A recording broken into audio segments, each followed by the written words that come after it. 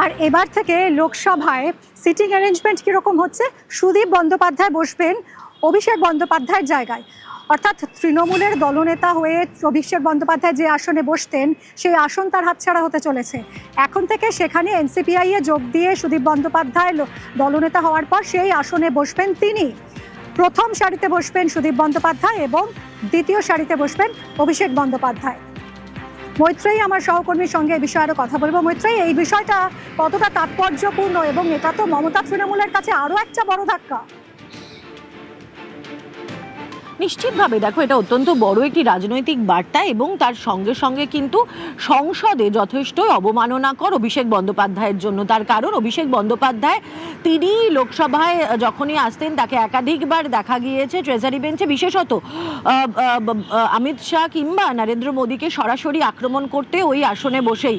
সেখানে দাঁড়িয়ে অভিষেক বন্দ্যোপাধ্যায় তিনি তার আসনচ্যুত হচ্ছেন, সেটা অভিষেক বন্দ্যোপাধ্যায়ের জন্য একটা বড় ধাক্কা। এবং সে তার জায়গায় এসে কে বসছেন? সুদীপ বন্দ্যোপাধ্যায়, যাকে রিপ্লেস করে দলনেতা হয়েছিলেন অভিষেক বন্দ্যোপাধ্যায়। ফলে এটা এনসিপিআই এর দলনেতা হিসেবে আজ থেকেই সুদীপ বন্দ্যোপাধ্যায় 354 নম্বর আসনে বসবেন, যেখানে এতদিন পর্যন্ত বসতেন অভিষেক বন্দ্যোপাধ্যায়।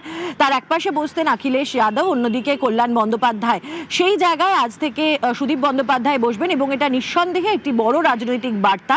যদিও এটাকে ঠিক গুরুত্ব দিতে নারাজ মমতাপন্থী তৃণমূলের যারা সাংসদরা রয়েছেন তাদের বক্তব্য যে এটা তাদের এই এনসিপিআই নেতাদেরকে কেন ট্রেজারি বেঞ্চের দিকে বসানো হলো না।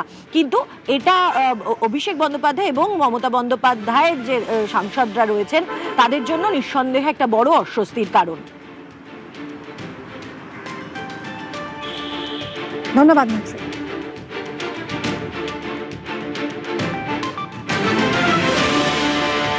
ये लोग ट्रेटर्स है, पार्टी को जो सिंबल से वो जीता उसको छोड़ दिया। हाँ, वो बीजेपी का खिलाफ वोट मिला था, अभी बीजेपी के साथ मिल गए, कहना क्या है।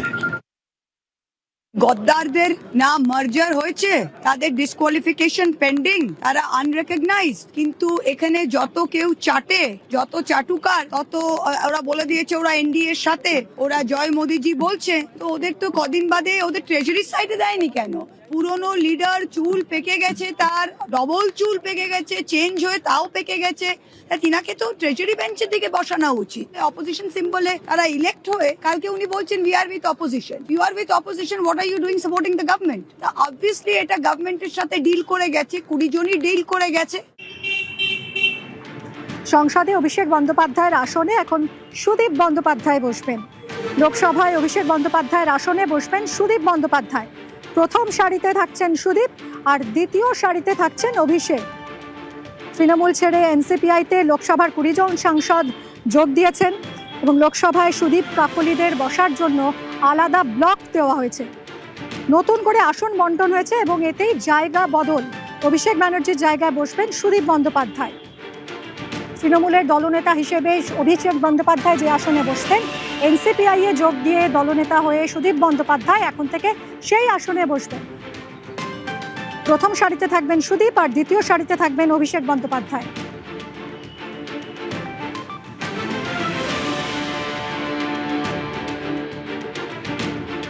গদ্দার বলে একটা জবাব কি দেবেন তাকে? আমরা যদি গদ্দার হই তাহলে ওরা চোরের সাপোর্টার। গদ্দার বলে একটা জবাব কি দেবেন তাকে? আমরা যদি গদ্দার হই তাহলে ওরা চোরের সাপোর্টার। গদ্দার বলে একটা জবাব কি দেবেন তাকে? আমরা যদি গদ্দার হই তাহলে ওরা চোরের সাপোর্টার।